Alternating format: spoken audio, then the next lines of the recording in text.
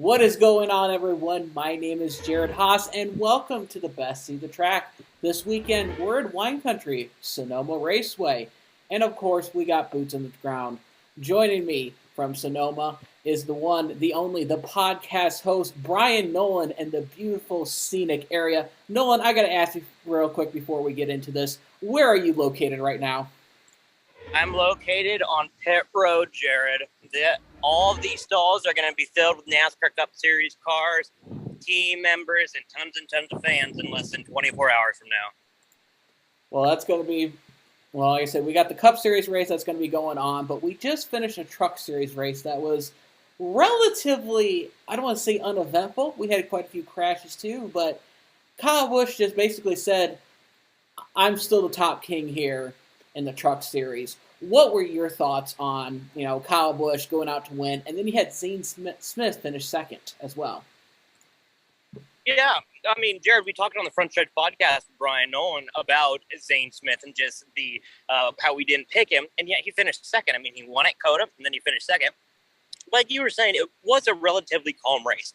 I thought, okay, third stage comes, it's going to go chaos, kind of like the Xfinity Series at Portland. When stage 2 arrived, all chaos, all hell broke loose. It kind of really didn't do that. Right over there, we saw Stewart Friesen. According to Josh Blicky, he blew a tire, and then that sent everybody going ham there. That was the only big incident. We saw a couple incidents at the hairpin in turns 12, but other than that, it was relatively calm. And for the Truck Series, that never happens. Truck Series and being calm, never in the same sentence, ever. I do have to give a good shout out because of Matt DiBenedetto. He was actually involved in one of those cautions with the hairpin when the tires got disrupted with Stewart Friesen. Friesen wrecked out, but DiBenedetto actually recovered to a 10th place finish. So some good recoveries there. Obviously, Daniel Suarez finishing for Hocevar after being 2 laps down for the 6th place finish. So there's quite a bit that was going on, but the main show was obviously Kyle Busch. Bryan, go ahead. Oh, exactly. And then another one like Parker Kligerman, who's going to be the upcoming guest on the Frontstretch podcast with Bryan Nolen this upcoming Wednesday. Check it out, Apple Podcasts, Google Play today. But anyway, he got contact with the 52. Apparently, people thought it was Stewart Friesen, Matt DiBenedetto. Apparently, Kligerman also got involved in that. He rallied to finish 7th. So big day for both of those. Ross Chastain, his car was destroyed. It was beaten. It was bangled.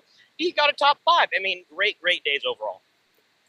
It's all about, recovery. You could have something happen in the beginning of the race or in the middle of the race. You could still come back and finish strong too. Nolen, we're going to fast forward to Sunday. This is the first race since, I believe, 2018 that NASCAR at Sonoma is not running the Carousel.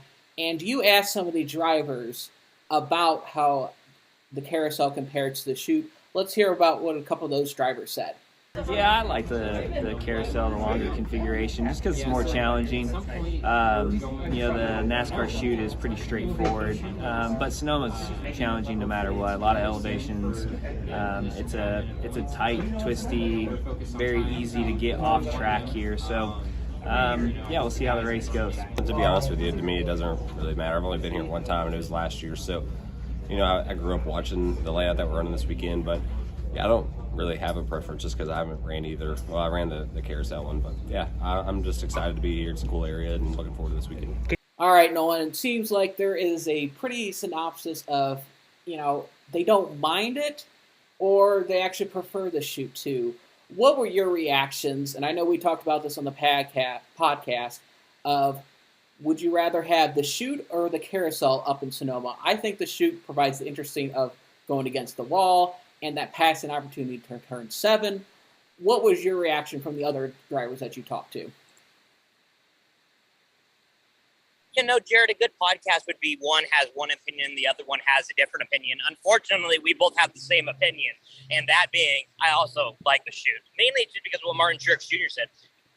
Coming out of the Chute, you're going to have guys dive bomb it 3 wide into the corner, and someone's going to get spun out, whether it's the guy in the middle, the guy on the very edge between the rumble strips. One of the 3 is going to get spun out. So with that being said, that's why I like the Chute. Carousel really didn't do it for me. There was not really many passing zones in which they brought it to the layout because they wanted more passing. That didn't happen. I think the Chute is going to rejuvenize the passing zones in between 3, 4, 5, 6, and 7, I think.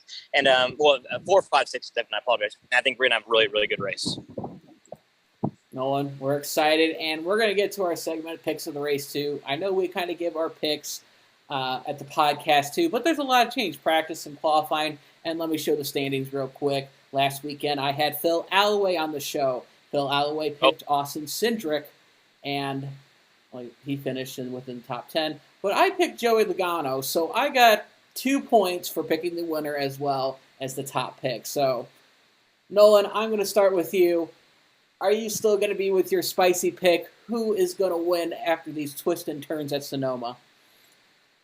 Yeah, I'm still going to go with the 16 car. I think I'm going to go outside the box. We saw Kyle Larson got his 5th pole at Sonoma in the last 6 years, and the only reason he didn't get a pole in 2020 was because there was no race. So he's literally 5 for 5 in the past 5 races getting a pole here at Sonoma. That being said, his teammate Chase Elliott is also going to be up front. You got the regular guys like Ross Chastain and Kyle Busch. Rowdy Busch also won. But I'm going to go with the guy that did lead round 1 Group A practice. That was a gentleman dinger. I'm still going to go with a massive spicy pick. I'm picking the number 16 car. You shot your shot during the podcast, which I found pretty interesting too. And here's the ironic part. We asked you guys on YouTube who's going to win at Sonoma this weekend. We had the top 4 finishers. Larson was included. Chase Elliott. Chase Elliott was leading that poll, and it has almost, like I said, 4,500 votes. So make sure you get your vote. We have, like I said, our fans are very opinionated on that. We will see who is going to win. But I picked Kyle Busch. That is a pretty big pick. I'm not going to go wrong with that. But as I said in the podcast, I wanted to wait and see in Hendrick's going. And again, they proved it in qualifying. I'm actually going to go with Mr. Road Course himself, Mr. Chase Elliott. I'm going to be the fans. I got to be spicy during the podcast for the truck pick. I'm going to go with the safe pick with Chase Elliott. Again, I think this is his time to win. Sonoma, he was close last year again. I think this is the race he gets it done. We'll see. Nolen, it's a pleasure for you as always as you're traveling around Sonoma.